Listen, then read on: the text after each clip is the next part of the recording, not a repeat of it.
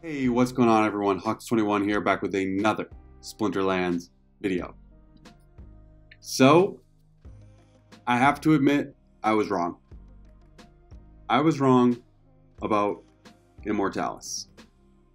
So, if you come here to my channel, right here, 9 days ago, I made a video ranking Chaos Summoners in which I had Immortalis second to last. Almost immediately after I hit send on that video, I've never gotten more DMs on Twitter, on Discord, saying like, hey man, they were all very nice, very, very nice. Hey man, love the content, great video. I really think you're sleeping on Immortalis. Hey man, I could never get out of silver before, and now with Immortalis, I'm playing in gold too. Messages after messages. So I was like, okay, I have to watch the film, watch the tape, and see what I'm missing on Immortalis. And it was very clear, very quickly, once I sort of looked at my alt account. So all these battles will be Hawksbot accounts, or Hawksbot battles, which means also you're going to be getting silver level lineups, right? I only have a level 2. All of these battles will be Immortalis as a level 2. So for those silver level players, this is a good video for you. Well, yeah, it was very quickly clear that I have been sleeping on Immortalis. And I'm going to show you 4 videos, 4 battles that really stuck out to me. There were a ton. This account was just getting win after win after win with Immortalis. A lot of times beating gold and sometimes even diamond level lineups. So we're going to get into that. Before I do, I'm not going to do the normal spiel. Instead, I'm going to tell you that I recently created, and I'm going to run a March Madness style Splinterlands tournament, both at the diamond and the silver level. I changed the title, so let's go back here again. I put out this video this morning. I'm recording this at night, and it'll be out tomorrow morning, explaining how the tournament works. So come watch this. But as you can see, it's going to be a big bracket. We're going to do a big Splinterlands bracket to determine who the best player is. I explain everything here, so come watch this video. I changed the titles though, just to make it more clear, because again, the $0 prizes I'm sure threw people off, when in reality, I'm giving out $500 worth of prizes in this one and $250 worth of prizes in the silver one. So there are tons of prizes being given out. So I had to change the titles. But these are the 2 right here, the seeding tournaments. Come play in these. See if you can qualify for the final bracket, which we're going to blow up. We're going to talk about across all of our channels. We've had 6 people, well, 5 people. I'm playing in them. I'm not going to win. I'm not good enough. But I'm going to play, have fun. Hopefully I make the bracket. We can see who beats me. But 5 people have joined thus far. That's great. We need to get to 32 people for these to run. So would love it if you would come and participate in this. It's going to be a lot of fun if we can get to the numbers. All right. Let's get into the battles. So, one thing I like to do when I'm analyzing a summoner, because normally from match to match, there are some summoners you have to have in specific contexts, right? There are some summoners that, based on the rule set, will just win you matches. You need to have them to win matches. You need to play them in that context to win matches. And they're almost impossible to beat in specific contexts. One recent example of this is Lear Deep Swimmer, the water summoner with Return Fire, now that we have range-only rule sets. Immortalis is basically the other version of that. In Magic-only rule sets, when Earth is available, up until this point, you've basically known Obsidian was coming, right? It was the smart play. Both sides would play Obsidian, and it was just whoever won, won. A lot of times it would be luck in terms of who fired first, or whoever put their monsters in the best order. But now, Void beats the additional magic. Void beats the additional magic. Because the additional magic, right? 3 versus 2 here, this is going to equal out. This is going to be the same. 3 versus 2 equals out is the same. Where you win is these 1 to 2s, right? These 1 to 2s are still just 1s. You don't get the boost here. And so I'm getting void. And you're getting some monsters that don't end up being boosted. This 3 to 4 stays at a 2. So I'm able to just put out more damage and take in less damage, even though they're boosting their magic because I have the void. So this is a pretty simple one. We'll just play this through. You know, me just cutting their magic in half makes all the difference.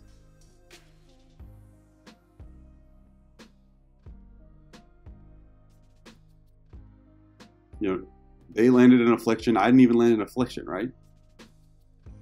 They got rid of my taunt before I got rid of theirs. Like right now, this isn't looking that good for me.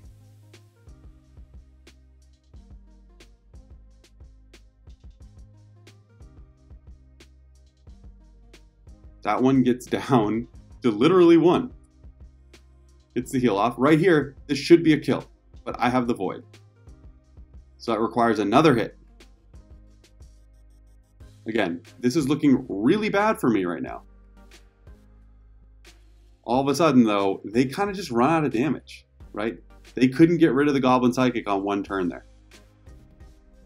They had 8 magic and couldn't get through the Goblin Psychic.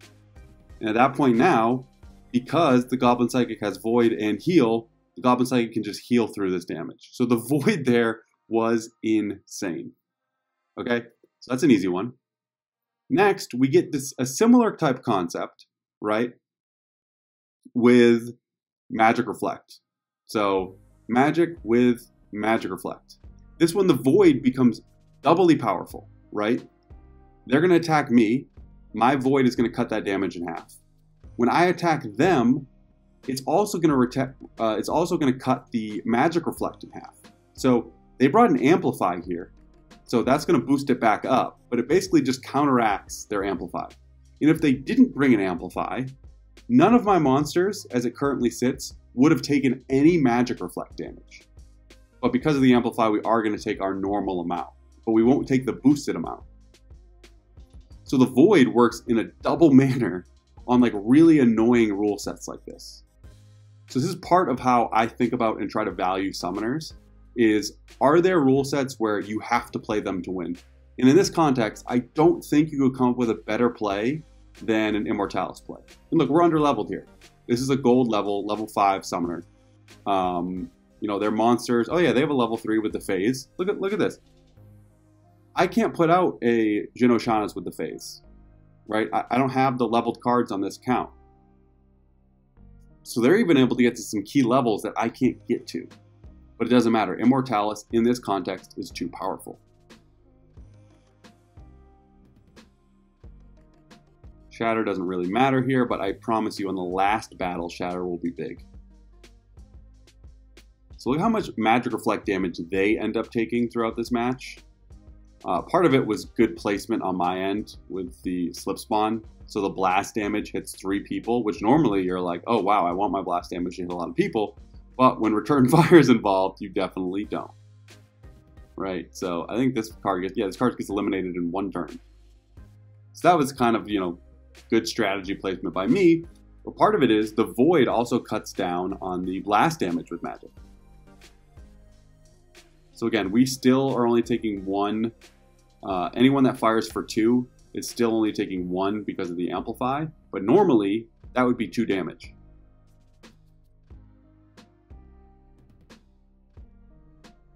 You know, and so like the slip spawn there is taking 1 damage from the Wavesmith, but then it fires back 1. So the amount of damage that people on their team with 2 magic were doing was equal to the Magic Reflect damage that was coming back. You know, the River Nymph does 0 damage and takes the damage back. So when that's the case, the math is just not going to work out in your favor. All because of the Void. See, 0 damage takes 1 back. And there it is. Didn't lose a monster. Okay. So here's the case. This one was a guild brawl, actually. So it wasn't the bot playing a ranked battle. This was me. And I noticed that this guy I mean, I would spam this too if I had it. Spammed our boy Alric here. You don't see Alric a lot, because I assume most of you play in Modern. But I was here when Alric was before the Modern and Wild split.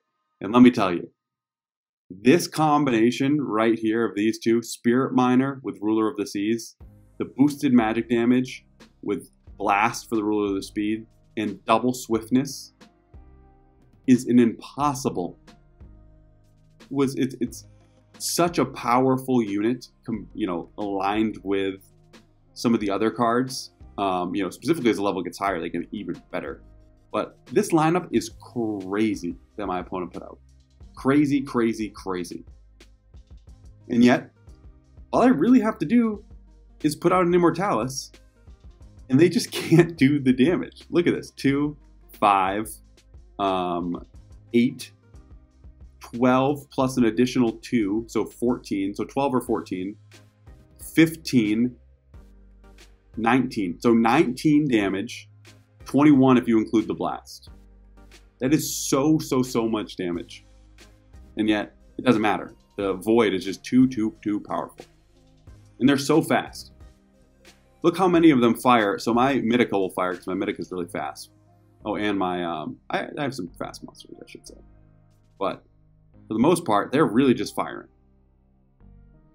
Look how much damage my Slipson soaks up on that turn. It's crazy. That Shatter helped me a little bit. But again, the main point here isn't the Shatter. There were a couple Shatter battles I thought were really good, but they just weren't to me, they weren't super notable. So they finally get through. That took so much damage to get through my Mythica. Not my Mythica, sorry, my Slipspawn. And now, when we have them, they can't even do damage up front. We're going to get a nice Bloodlust. This card is sick. The Tatiana Blade. It was just so crazy to me when you played this against the Magic team, specifically at lower levels when the Magic levels are lower, just how much you actually just cut an entire team's damage. We're actually going to get another Bloodlust. That's nice. Look how crazy that is now. It's doing 9 damage per turn. But yeah, Void is just so powerful. You're talking about one of the OG overpowered meta lineups in the game.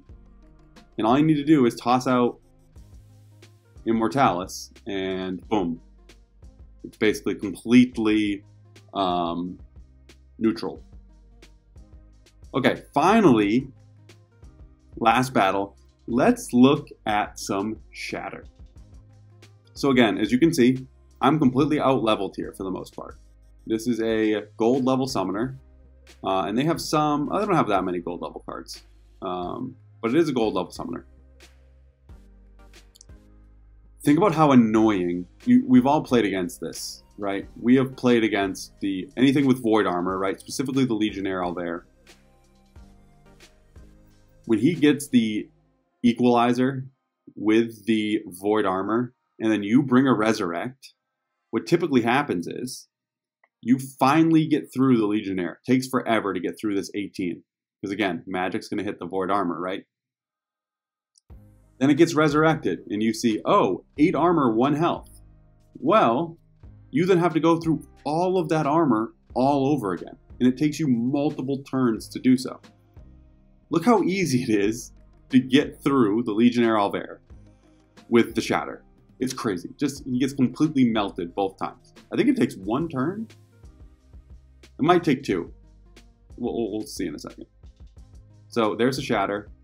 Mythica hits him pretty hard, but the big one is after the Resurrect. So that's when it gets really annoying. Yeah, so it's going to be 1 turn, I believe. The Grun does a great job here. Okay. So, Legionnaire Alvair is going to die here. Get resurrected, and we'll see the situation. Okay. Paused it. The 2 monsters I have left to fire, right, are Uloth and Goblin Psychic.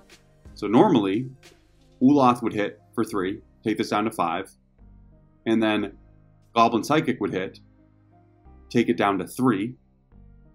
Then, to start my next turn, Minico would have to hit, would wipe out the rest of the shield, and then Supply Runner would hit. So it would take an additional 2 extra turns than what we're going to see to eliminate the Owlbear. And, you know, if they brought a heal, it would take even longer. But instead, we wiped out the Legionnaire with our first 4 monsters because of the Shatter. And then our last 2, Shatter. So that one attack wiped out 8 armor. And then our Goblin Psychic is just here to be able to clean it up at the end. And that was a big part of their strategy. Now that we're through, you know, the front, the core of their team, we just have a lot of damage. They went pretty defensive, and those shatters really helped speed up what we had to do. Grun's just doing work. Grun is, I've found, is so powerful at these lower levels. Again, which I'm sure the people who play down here already know. You're sitting there like, duh, Hawks, what are you talking about? Yeah, but Grun goes to work. I mean, this card also, Swamp Spitter, I've used it a few times, specifically in range only. It is going to be very powerful. In ranged only, I like to put it behind. So I try to find as many archer cards with shield and put this in the 5th position. And then he's just able to repair the entire match. And then he gets up front, and normally it's like 2v2. And then at that point, the repair is even extra powerful because only 1 monster can generally attack from each side. And then I automatically win. So you're going to get content on the Swamp Spitter soon. But for now, we just wipe out their team. You know, and it's not like it was like a blowout, right? It ended up being a blowout. But those extra turns we got from the Shatter could have made the difference. I didn't go back and do the math. Funny, they give me a 0% chance to win the battle. Well, you know, Splinterlands math is pretty off. But yeah, so I was wrong on Immortalis.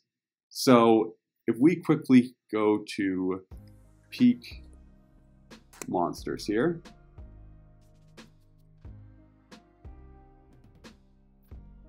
Let's see the legendary summoners real quick. So Yasik boosted up in price a little bit after I made the video. If I were to rank these now, Immortalis still isn't passing Lily or Conqueror Yasik. Let me be clear. I am going to die on this Conqueror Yasik hill. That was the other thing. People thought I had Conqueror Yasik way too high at 1. Way, way, way too high. I disagree. I think all of you guys are sleeping on Conqueror Yasik, and I'm going to put my flag in the sand here. I think that's a phrase. And I'm not going to back down from that. But I am going to back down from Immortalis. My new rankings would be Yasik 1 still. Again, this is my guy. Yasik 1. Lily 2. Immortalis 3. It is creeped up to 3. It could pass Lily at some point, but that life lead strategy with Lily that I run is just way too fun. So Lily at Immortalis at 3. Then I forget what my order was. Again, and then it would be these guys in some order, and then Possibilis last. Although Possibilis, when I made that video, it was like $14, and I said it was too cheap. It was way, way, way too cheap. And now it's back up to 19. You know, back in sort of closer in line. But Immortalis, man, 29 bucks. That's crazy. Hopefully it falls so I can max it out now that I'm an Immortalis believer finally. All right, I'm going to stop it there. I was wrong on Immortalis. I'm sorry. Everyone who sent me DMs who were nice about it, I appreciate it. You were right. I was wrong. I'll take the L on this one. And come join the tournament. This is going to be a lot of fun. You just have to trust me. Trust me, trust me, trust me. We'll have fun doing this. Okay. Have a good day. I will talk to you guys soon, and see you around the game.